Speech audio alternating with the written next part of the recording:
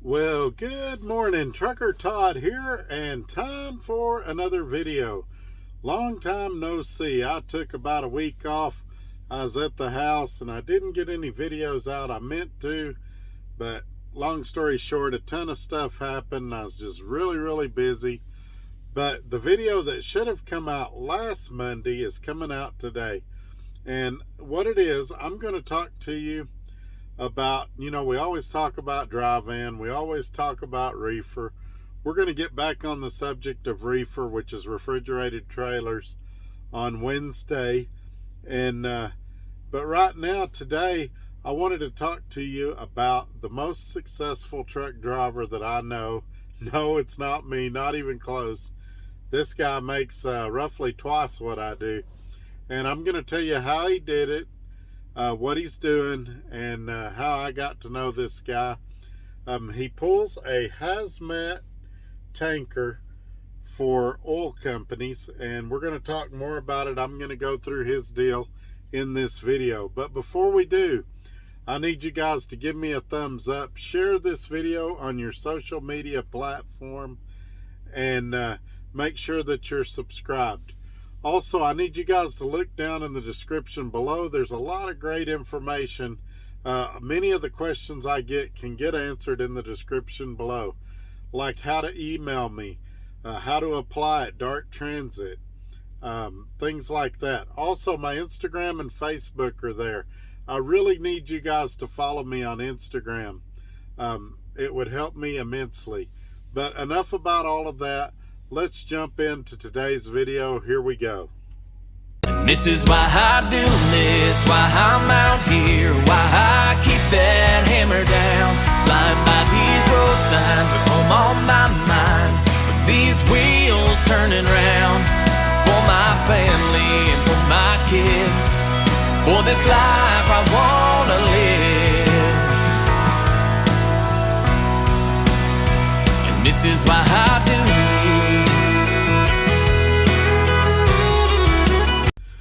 Alrighty, we're back. So this guy's name is Corey, and I met him about a year and a half ago when I was leaving Roadrunner coming to Dart, and he had seen one of my videos. Roadrunner was trying to screw me once again. They tried to charge me a bunch of money after I'd been gone from there for 2 or 3 months. Fortunately, I'd read my contract and realized that they only had 45 days to charge me, and they had to drop all those charges. So when this guy, his name's Corey, when he saw that, he was experiencing a similar thing. He was at CRST in their flatbed division, and long story short, my video saved him over $5,000. And we've talked on and off over the past year and a half, shared information back and forth. He told me he watches me and 2 other YouTubers, and he said without a doubt that my video saved him $5,000, and I'm happy to have been a part of that. Now, since then, he has taken the ball and run. He left CRST. There he had a 2016 Cascadia Freightliner. It had 630,000 miles on it, and it was financed for 24 months at $700 a week.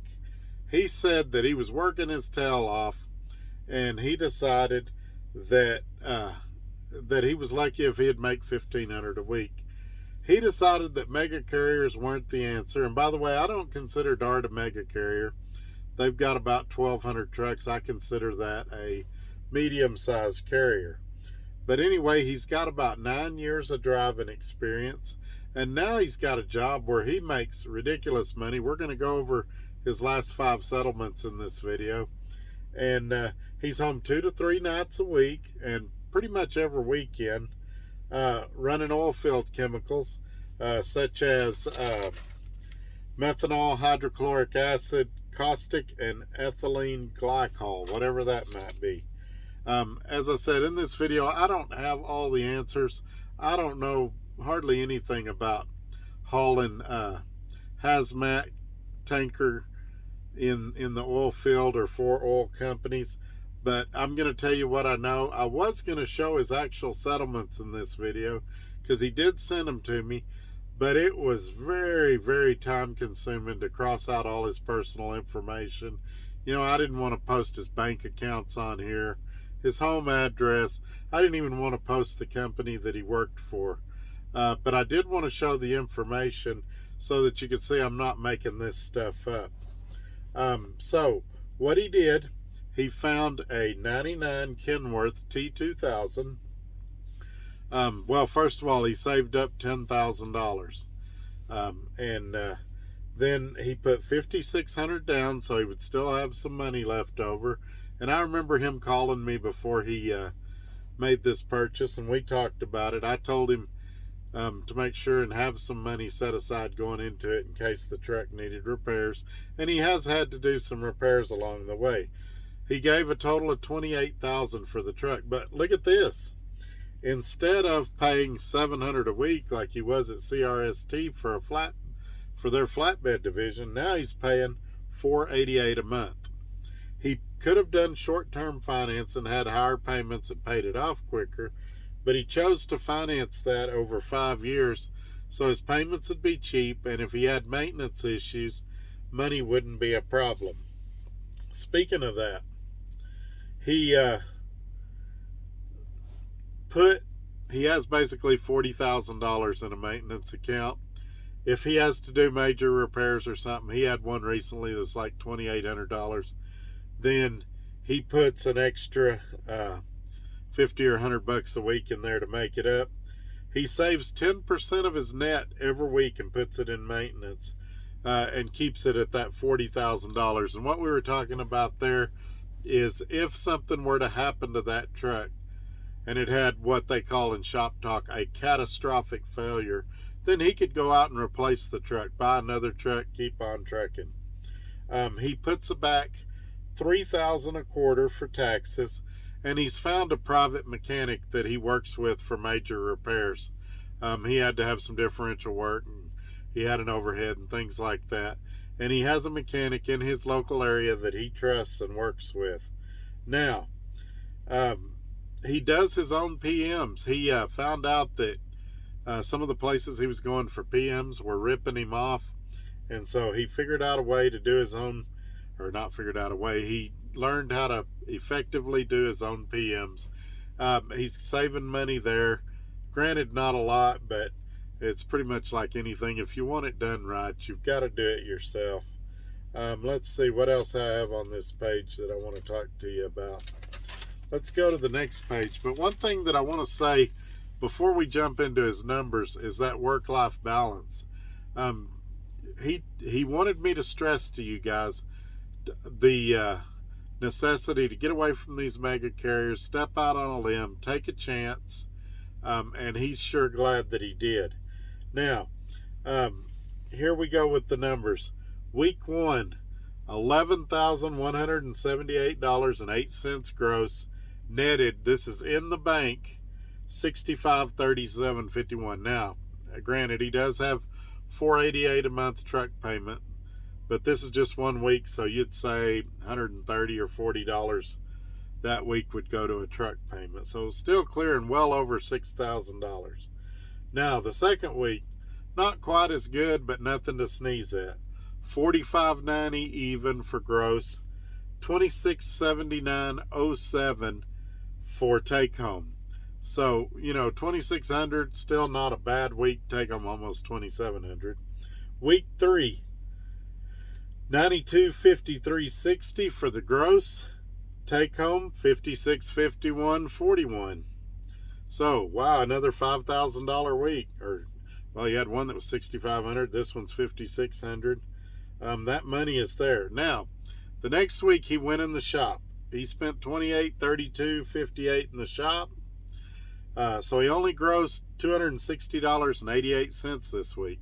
Again, this is why savings came to his rescue again. He was in the hole $77. But wasn't sweating bricks. He was ready for it. And then he comes back week 5, $11,107.74, and take home $65.51.81. And so He wanted this to be a positive video for you guys. If you're tired of flatbed, if you're tired of reefer, if you're tired of dry van, maybe this is something you want to look at. Oil field trucking has always paid well, and while he doesn't go to the oil field sites that much, he's still dealing with the oil field companies and things like that. But he's found a way. You guys, that for a while I thought it was crazy when you say, I got to make $4,000 a week. Here's a guy that's averaging $4,000 a week. But guess what? When I call this guy and I say, or message this guy, and I say, what's your numbers? He knows his numbers. He told me he's taking home 59% of his gross revenue. And I said, well, that's great. I'm doing 52 or 53%. But he doesn't have a truck payment. And when you take his truck payment out, he's still probably 57, 58% because his truck payment's so cheap. But I just wanted to throw this out there at you.